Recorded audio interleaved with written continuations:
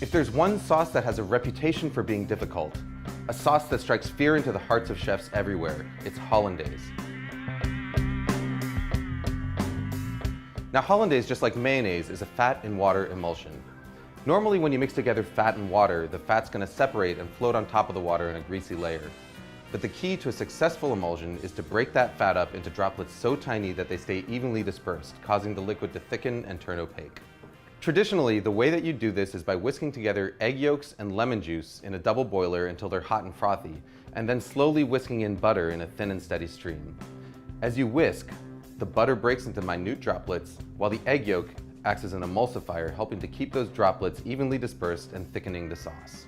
What you get is a creamy, smooth sauce with a rich texture and mild flavor that's perfect for vegetables, fish, and eggs. But there's a lot of ways it can go wrong. If you don't whisk fast enough, or if you add your butter too fast, the sauce will end up greasy and broken. If you don't cook your eggs enough, it won't thicken properly, but if you cook them too much, you end up with broken scrambled eggs. The fact of the matter is, if you want to learn how to do it the traditional way, the road to perfect hollandaise is paved in broken sauces. But here's the good news. There's an alternative method that is completely foolproof, produces a hollandaise that's every bit as good as the traditional version, and takes about a minute start to finish. All you need is a small pot, a glass measuring cup, and a hand blender with a cup that barely fits its head. We start by combining an egg yolk, a teaspoon of water, a teaspoon of lemon juice, and a pinch of salt in the bottom of a blender cup. Next, we melt a stick of butter on the stovetop until it's completely hot and bubbling. It should register about 220 degrees Fahrenheit with an instant read thermometer. Pour that butter into a glass measuring cup.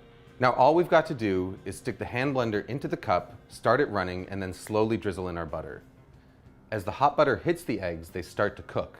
By the time you've added all of your butter, about 30 seconds later, the eggs are fully cooked and you've got a smooth, creamy, hot hollandaise sauce that is completely indistinguishable from one made using the traditional whisking method. Hollandaise is at its best right when you make it, but if you want to store it, your best bet is to keep it in a small, lidded pot in a warm spot somewhere near your stove. Just make sure that you use it within a couple of hours. Food Lab signing out.